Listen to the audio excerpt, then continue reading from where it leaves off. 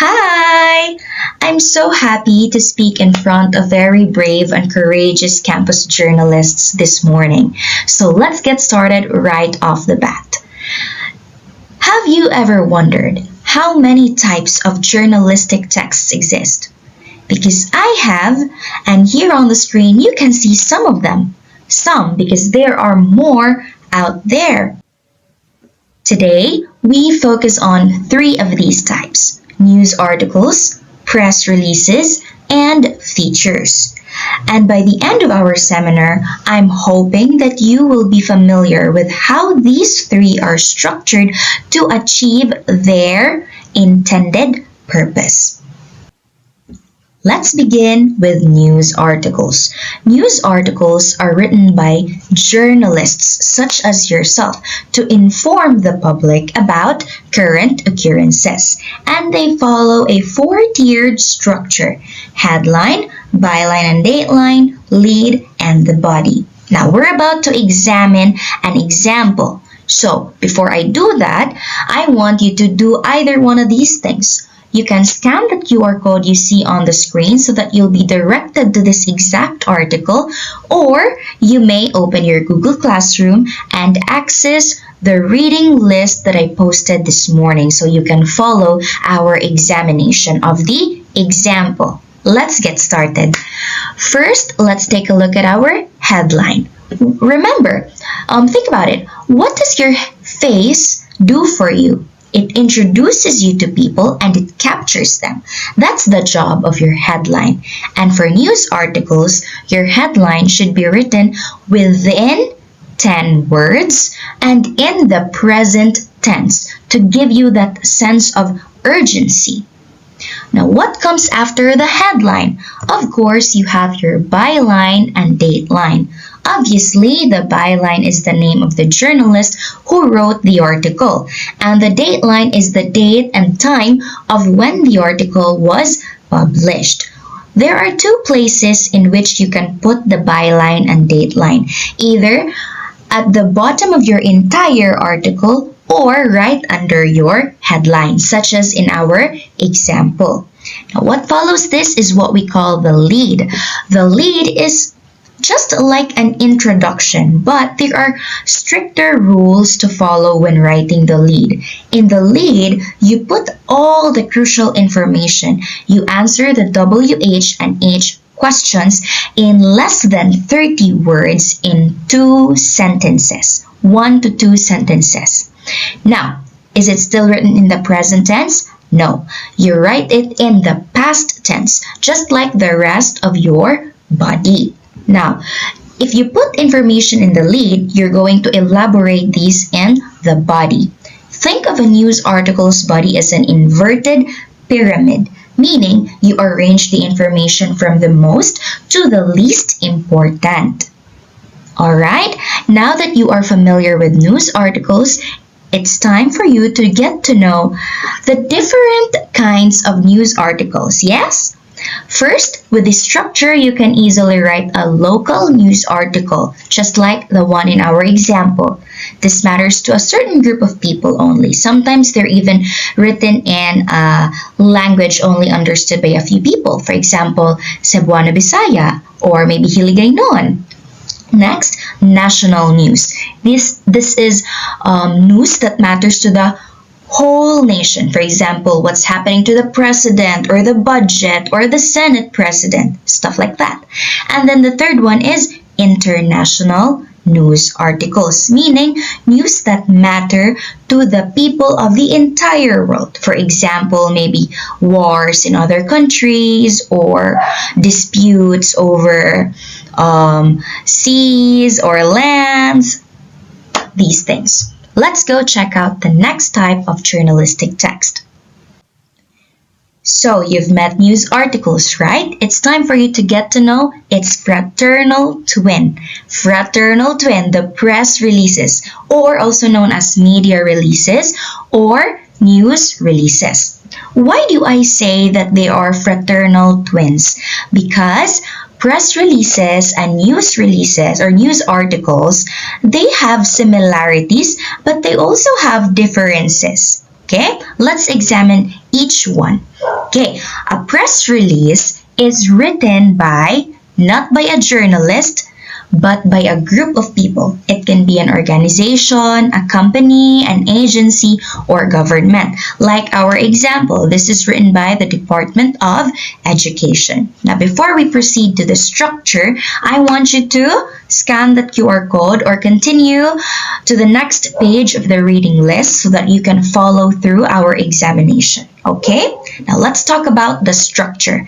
It's generally the same with a news article, just a tiny bit different. Okay, we begin with the letterhead and logo. This doesn't exist for news articles. The letterhead and the logo of press releases gives you that credibility that makes you want to trust the information that you're about to read. And then what follows that is the date line. And our date line, we only have the date line. Take note, no byline, because it's not written by a journalist. It comes from a group of people. And then after that, you have your headline. So maybe you're wondering why the date line in our example comes under the headline. So ideally, the date line should come after the letterhead and logo, but in some press releases, they interchange the headline and date line. But as long as these information are there, I think we're good to go. Let's take a look at our headline. You see, this talks about the budget, the national budget, because these press releases aren't just about informing people. It's also about announcing or commenting. Now, let's move on to the introduction. Here you can find our introduction, and you don't have to follow those strict rules for the news articles, but still, it's very professional and very formal, just like the body. If for news articles, the body is an inverted pyramid, for press releases, we can mainly describe it as formal and standard. That means our words are very objective and that the body is broken into short and concise paragraphs. You can also include statistics, metrics, and at least one or two quotations that are, relevant to the headline. So remember, for the news article, it's inverted pyramid, but for press releases, it's formal and standard. And they're fraternal twins because they're similar. For example, they both inform, they both have datelines, headlines, and the body, but they're also different because press releases announce and comment, it has a letterhead and logo, it only has a dateline, and its introduction is called introduction, not lead, and the body is also different. Let's go check out the next type of journalistic text. You have here the feature articles. Feature articles are the cousin of the fraternal twins. Features are a cousin to news articles and press releases because they are similar but they have more differences. For example, feature articles are written by journalists like news articles, but they no longer inform. Unlike the twins, they tell a story, and because they tell a story, that means they are conversational. Okay, there are many types of features. Okay, it's not just about a person or about food, not just about that. It can also be about communities or background, anything that can be interesting to humans. That can be a topic for feature articles. Okay, let's get to our structure. So, I hope that you are still scanning the QR code right there or reading your reading list so that you can follow through our examination. Let's take a look at our headline. The headline tells us that the feature article is all about how Nueva Vizcaya builds pathways together. Let's take a look. Like news article, it has a byline and then dateline. And then you got your introduction. In the introduction, this feature article specifically tells us about how the Nueva Vizcaya people experience storms, and then these storms wreak havoc in their pathways. So there's a question, there's a problem there. And then you have your body. In the body of a feature article begins with what we call a nut graph. Think of your friend saying, in a nutshell. So the nut graph, or the first paragraph of your body paragraphs, it supplies and bridges, meaning it supplies the missing details that you did not include in the introduction. But at the same time, it also bridges your introduction to the rest of your article. And then after the nut graph, the body needs more research, in-depth research, because you are not just informing, you are telling a story. So you have to show them a kaleidoscope journalism, yeah? Meaning, you show your readers all the beauty and the dullness and every perspective possible about this issue. You have to show them why they should care and why this matters. Yes? So your body, especially the nut graph, answers the question, your point is, why do I care? Why should I care? Why is the story important? These are the things that your nut graph, the first paragraph of your body paragraphs, answers. And then you bridge that to the rest of your body that needs more research. So you can show a kaleidoscope journalism, meaning more vibrant. It's like showing something, an issue, from a journalist's perspective. Yes. And then after our body, you have your conclusion. And earlier in our headline, you remember that there was a question posed, how this community builds pathways together. Our conclusion here answers that.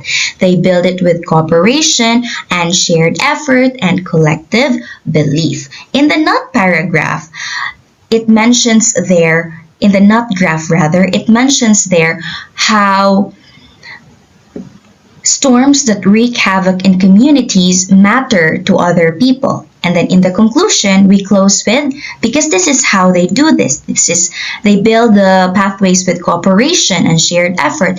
And if we bridge the nut graph with the conclusion, we're left with the sentiment that, it matters to the rest of the world that Nueva Vizcaya builds their pathways like this because they're not the only ones experiencing storms. And what their technique, their strategy in rebuilding can also be applied in our community. So this is just for this article. You're gonna have more fun when you examine another one.